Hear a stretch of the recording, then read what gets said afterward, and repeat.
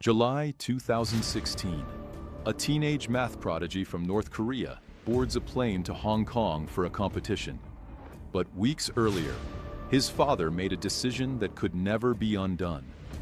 On the night before the flight, the father presses something into his son's hand, hugs him like it's the last time he'll ever see his child's face, and watches him walk away. What happens next will tear their family apart and decide which of them, if either, makes it out alive.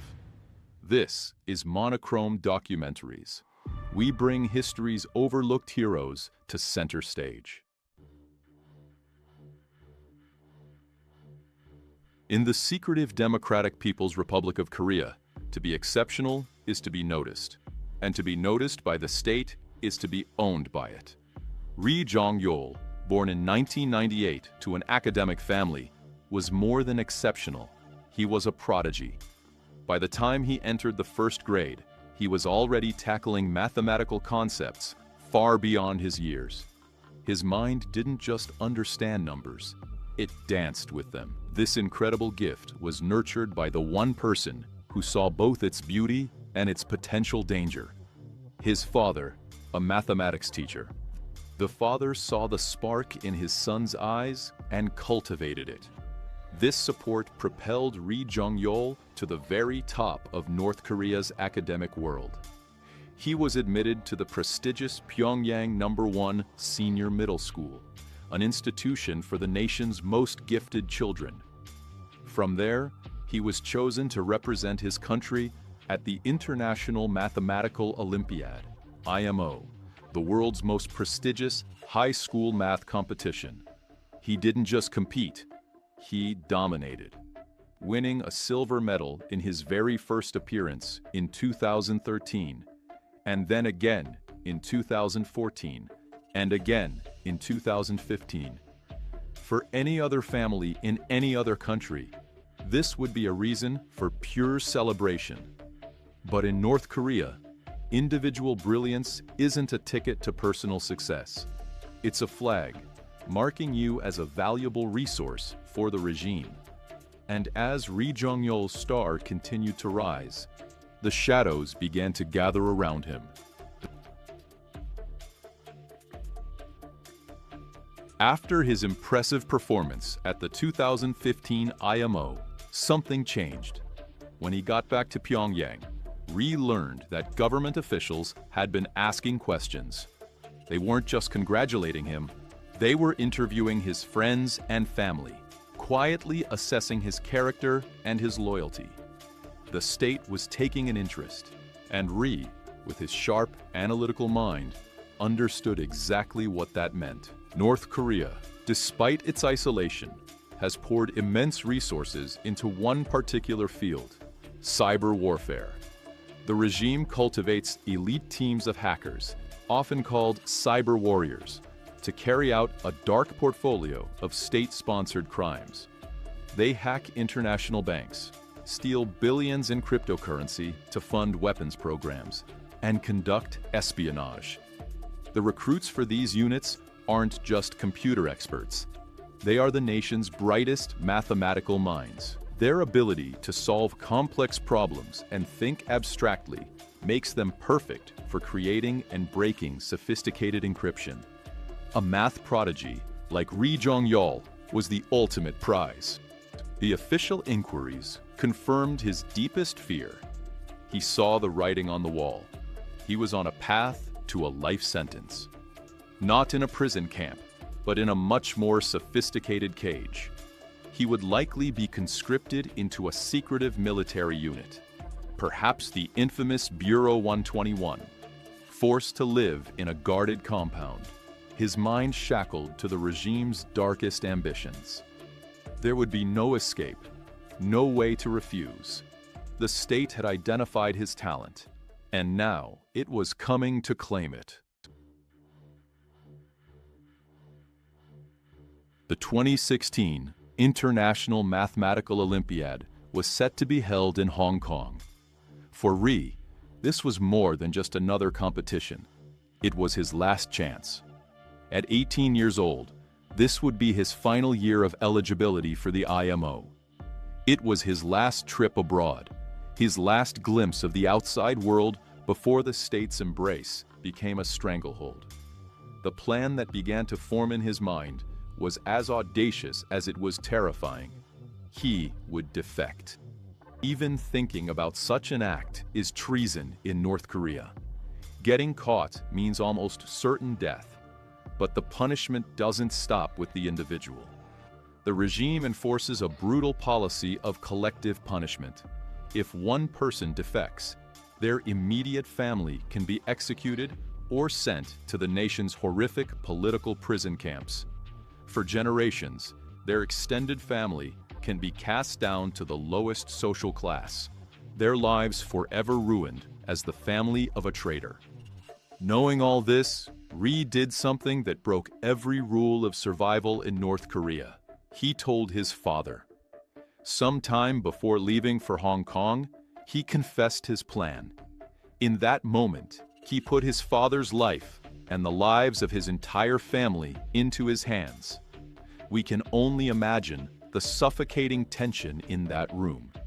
A math teacher who had lived his whole life under the state's watchful eye was now facing an impossible choice. He could report his own son and save himself and his family, or he could become a co-conspirator in an act that could lead to not only his execution, but also his family's. And in that silent, terrifying moment, a decision was made. The father reached into his pocket.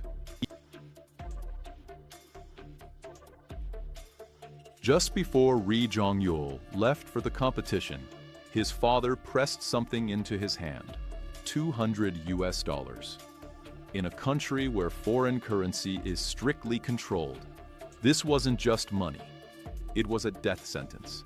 It was tangible proof of his father's complicity.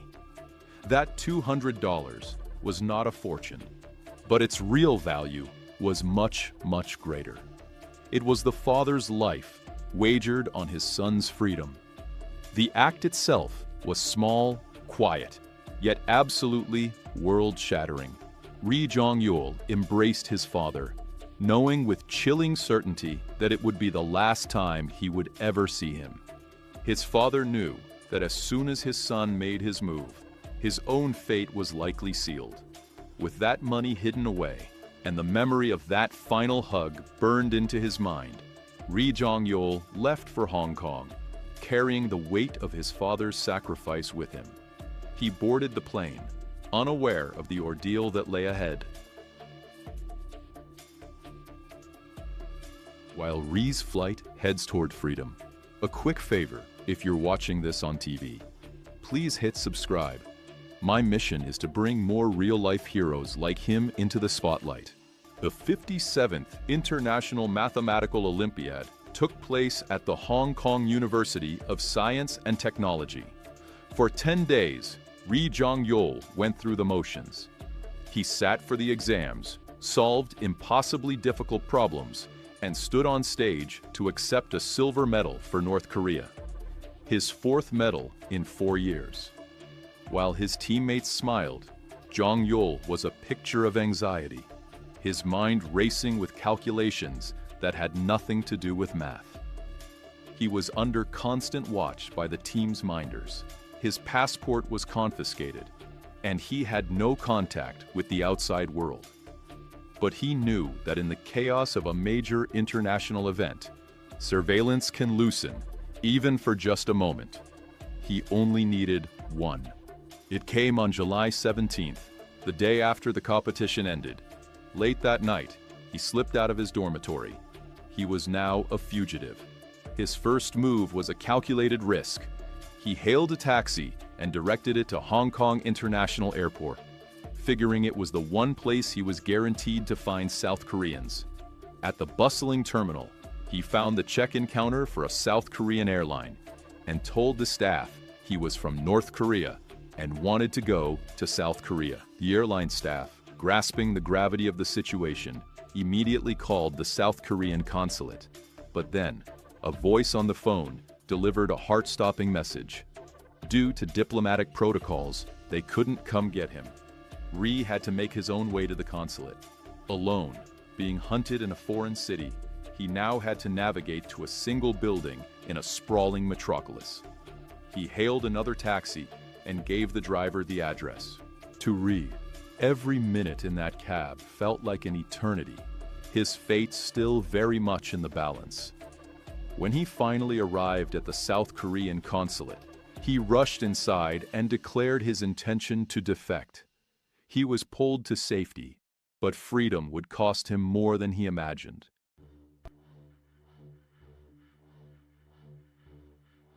For the next 2.5 months, Ri Jong-yol lived in a small room inside the South Korean consulate. He had escaped North Korea, but he wasn't free. He was in a state of geopolitical limbo. Security around the consulate was massively increased as news of his defection leaked, turning his personal bid for freedom into an international incident. Inside, he was a ghost.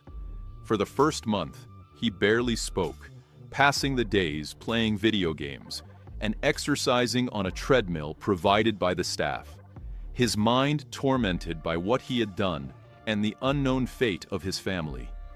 Meanwhile, a silent diplomatic battle was being waged. Ri still had to be moved to South Korea from Hong Kong. South Korean officials negotiated hard with Beijing for his safe passage. At that moment, relations between China and North Korea were strained over Kim Jong-un's missile tests. In what was likely a calculated political snub to Pyongyang, China quietly gave the green light. In late September 2016, the ordeal ended. The consulate staff gave Ri a new South Korean passport under a new name and a plane ticket to Seoul.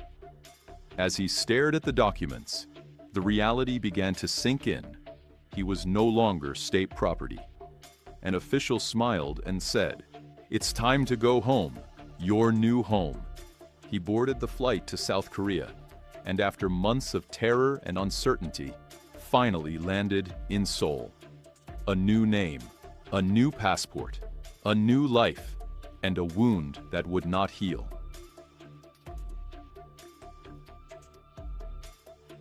Upon arriving in Seoul, Ri Jong-yol, who would legally change his name to Lee Jung-ho, was granted citizenship, housing, and support from the South Korean government.